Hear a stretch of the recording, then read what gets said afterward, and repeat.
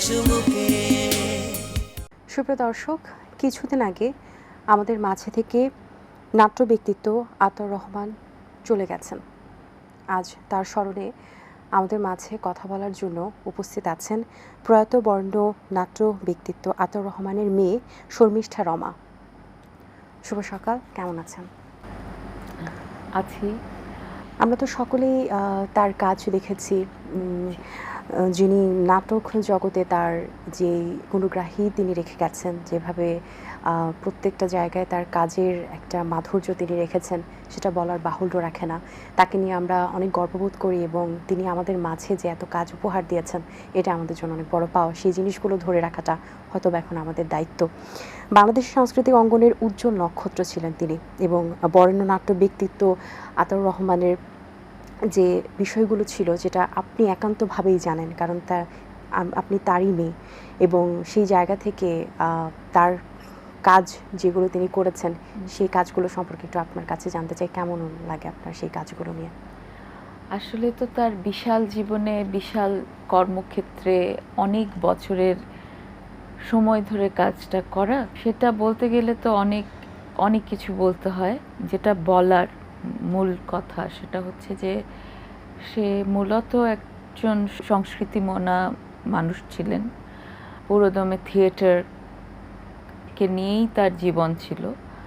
যদিও আর মানে আমাদের পিতা হিসেবে সে অত্যন্ত মানে অন্য পিতাদের মতো যে খুব বলবো যে ওরকম খুবই স্নেহভাজন ভাবে দেখাতেন, যে আমরা রেগুলারলি যেটা হয় যে বাবা মেয়ে, বাবা ছেলে, আমরা এক ভাই এক বোন, তো ওরকম ব্যাপারটা ছিল না। তার সব কিছুর মধ্যেই থিয়েটার, নাটক, মঞ্চ,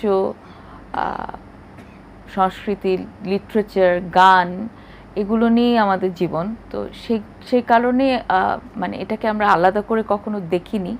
তার মানে প্রত্যেকটা কাজ আমাদের কাছে খুব উল্লেখযোগ্য। আমরা এটার মধ্যে যাপন করেছি, এটাকে উদযাপনও করেছি। মানে এটা একটা বিশাল ব্যাপার আমাদের মধ্যে থাকে এবং এখনো আছে আর কি। আমি জানি না, সেটা নিয়েই হয়তো আমরা বেঁচে থাকবো। তার প্রিয় কাজগুলো কি আমি বলতে পারি, যেমন তার জ্ঞানের অনেক বড় একটা ভাণ্ডার ছিল, সেগুলো সে সব কাজেই প্রয়োগ করার চেষ্টা করেছে। সে ইন্সপায়ার্ড ছিল, সে জানার চেষ্টা করত। কিন্তু তার নাটকের কাজ শুরু হয় অ্যাকচুয়ালি মুক্তিযুদ্ধের আগে থেকেই। নাগরিকের কাজ ইউনিভার্সিটির সময় থেকেই নাট্য চর্চা শুরু হয়, কিন্তু আমাদের নাগরিক নাট্য সম্প্রদায়, যেটা তার এবং জিয়া হায়দারের হাতে তৈরি, সেই কাজটা যখন দর্শনীর বিনিময় নাট্যচর্চা শুরু হলো ৭৩-এ, তখন থেকে তো রেগুলার মঞ্চে নাটক শুরু হলো। তখন থেকে উল্লেখযোগ্য যে কাজগুলো নিয়ে সকলেই কথা বলে, কিন্তু সেগুলো দেখারও আমার সৌভাগ্য হয়েছে এবং কিছু কিছু কাজে আমি একেবারে সম্পৃক্ত ছিলাম তার সাথে। যেভাবে মঞ্চে মানুষ কাজ করে মঞ্চ নাটকে, সেগুলো যেমন গ্যালিলি ব্রেস্টের, তারপর নির্দেশনা যখন দিয়েছে, রক্তকরবী দেখেছি তার। আমি নিজে কাজ করেছি মাদাকার, যেটা আমার খুব প্রিয় কাজ। তার সবসময় সবাই বলে রবীন্দ্রনাথের কাজ সে খুব ভালোবাসত, রবীন্দ্রপ্রেমী ছিল। এছাড়াও কিন্তু সে অনেকের নাটক করেছে এবং সৈয়দ শামসুল হকের নাটক ঈর্ষা, তার নাগরিকের, সেটা অসম্ভব কঠিন একটি নাটক সেই করেছে। এবং সৈয়দ শামসুল হকের অনেক নাটক সে করেছে, শুধু নাগরিকের সাথে নয়। যেমন পালাকারের সাথে নাটক করেছে, মানে তারপরে সৈয়দ হকের অন্যান্য অনেক কাজ যেগুলো অনেকেই করতে চাননি, সেগুলো সে নিজে মঞ্চায়ন করেছে। কারণ নাটকটা তার স্বভাবসুলভ ছিল একটা, মানে যেটা সে মনে করতো অনেকে যে করতে পারবে না, সেটা কেমন করে জানি সে করে ফেলতো।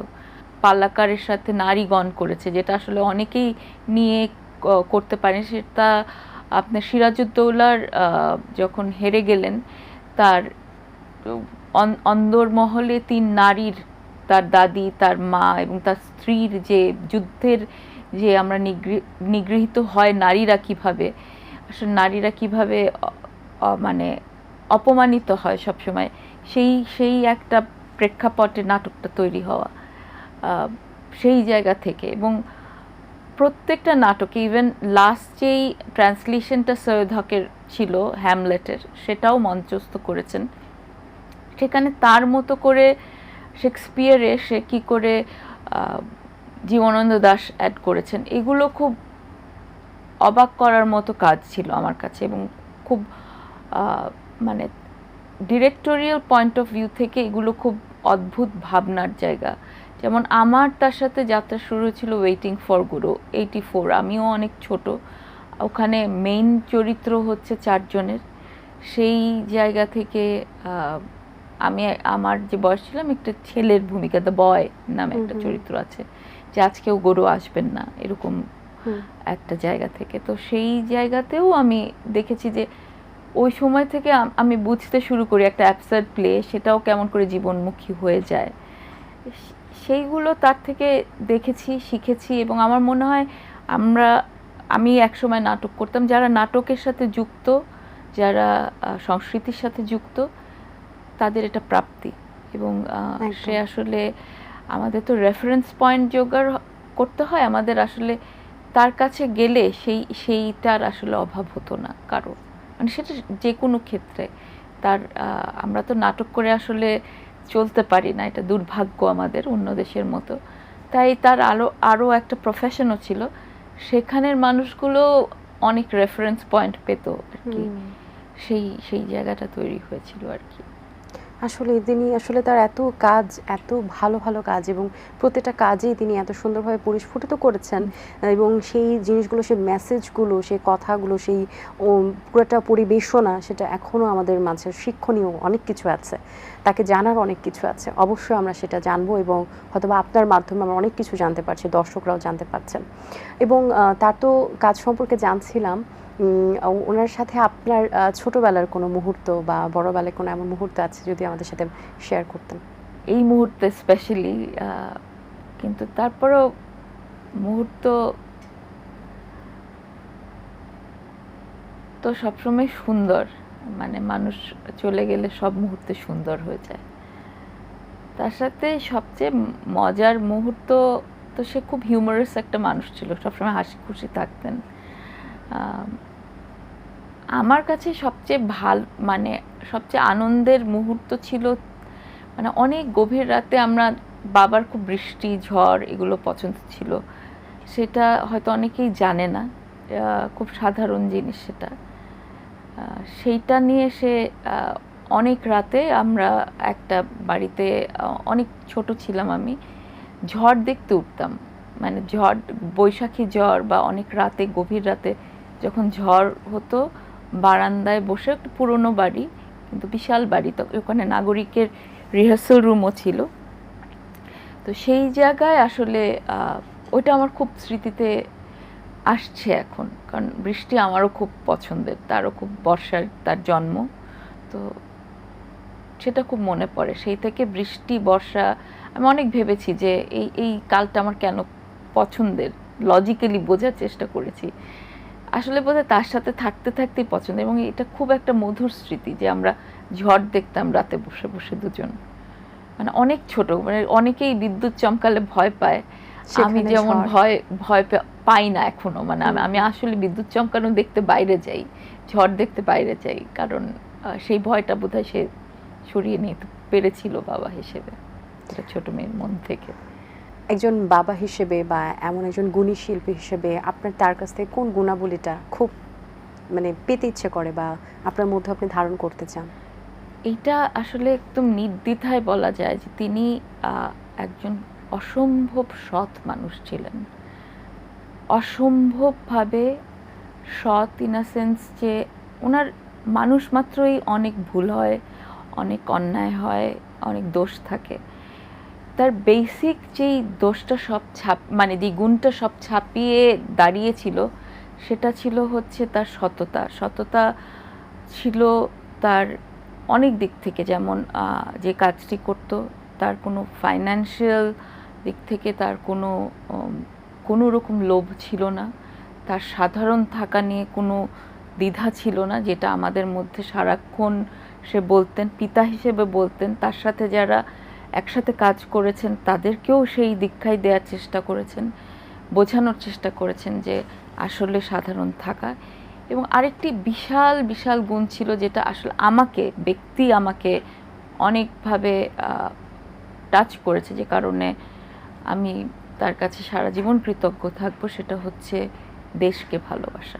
অপরিসীমভাবে দেশকে ভালোবাসতেন এবং তিনি বিশ্বাস করতেন যে এই দেশের মঙ্গল হবেই, এই দেশ ভালো থাকবেই। আমরা এই দেশে সাধারণ মানুষ অনেক কষ্ট করে, সাধারণ মানুষ অনেক কষ্টে থাকে, এই সাধারণ থেকেই মানুষ ভালো থাকতে পারে। সেই সাথে 21এও স্বাধীনতা পদকপ্রাপ্ত অভিনেতা ছিলেন তিনি, আতর রহমান স্যার। এত গুণীর বাবার সন্তান হিসেবে আপনি নিজে কতটা গর্ববোধ করেন? অসম্ভব গর্বিত।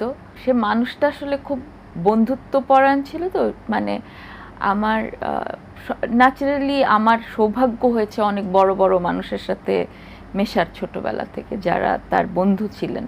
সেও তাদের সন্তানদের সাথে, যেমন এই কদিনে বুঝতে পেরেছি যে সবাই তাকে মনে করছেন এবং সবাই তাকে অনেক প্রাণের মানুষ, কাছের মানুষ এরকম মনে করছে না যে দূরের কেউ। মানে এটা আসলে তার বন্ধুরাও আমাকে কোনোভাবে মনে করানি, তারা বোধহয় এরকমই, যে খুব কাছে টেনে নিতে পারেন। মানে তারাও তো পুরস্কারপ্রাপ্ত মানুষই, এবং তারা এই মাপেরই মানুষ সবাই। ওই একটা বন্ধু যারা ছিলেন, যারা একসাথে নাট্যচর্চা, সংস্কৃতি চর্চা বাংলাদেশে শুরু করেছিলেন, তারা সবাই এক ধরনের তো অসম্ভব ক্রিয়েটিভ, অসম্ভব সৃজনশীল মানুষ। তারা কিন্তু সবাই বড় মনেরই মানুষ। তারা আমাদেরকে খুব কাছের করে নিয়েছিলেন এবং কাছের করে নেয়। তারা খুব মাটির মানুষ, এটাই বড় কথা। তাদের ওই গাম্ভীর্য নেয় যে আমি একটা পদকপ্রাপ্ত মানুষ, আমি খুব আলাদা। আর আমার বাবার এটা খুব বিশেষভাবে ছিল, এটা খুব অপছন্দের জায়গা ছিল যে সে আলাদা একটা কিছু, কাউকে কাছে নিবে না, এটা তার মধ্যে ছিলই না। হ্যাঁ, অবশ্যই মানুষ, আমি বলবো যে অনেক মানুষই থাকে, অনেক দোষী থাকে, কিন্তু তার হঠাৎ করে রেগে যাওয়ার একটু দোষ ছিল, কিন্তু সেটা আবার সাথে সাথে মিটিয়ে নিতে পারতো আর কি। সেটা বন্ধু বলেই হয়তো মিটিয়ে নিতে পারতো, কিন্তু সে একেবারেই মাটির একটা মানুষ ছিল আর কি। অসংখ্য ধন্যবাদ আপনাকে। আপনার মাধ্যমে অনেক কিছু জানতে পারলাম। আমাদের এই প্রজন্মের আসলে উচিত তাকে জানা, তার যেসব গুণের কাজগুলো রয়েছে সেগুলো সম্পর্কে আমাদের আরও গভীরভাবে অনুভব করা। ভালো থাকবেন। ধন্যবাদ আপনাকে। ধন্যবাদ। দোয়া করবেন আপনারা আমার বাবার জি, জন্য। অবশ্যই। দর্শক, আশা করছি আজও ভালো লেগেছে। আজ এই পর্যন্তই। দেখা হবে আগামী পর্বে নতুন কারোর সঙ্গেই। সেই পর্যন্ত ভালো থাকবেন, সুস্থ থাকবেন, এটিএন বাংলার সাথেই থাকবেন। সকলকে আল্লাহ হাফেজ। দিন আসে দিন যায়, সময়টা চলে যায়, তবু আছি এই বেশে ভালো। জীবনটা রঙময়, যেভাবেই হওয়া চাই, নয় কভু সাদা কালো। এই আশাতে স্বপ্ন ভাসে, সুখ হাসে চোখে মুখে, চায়ের চুমুকে।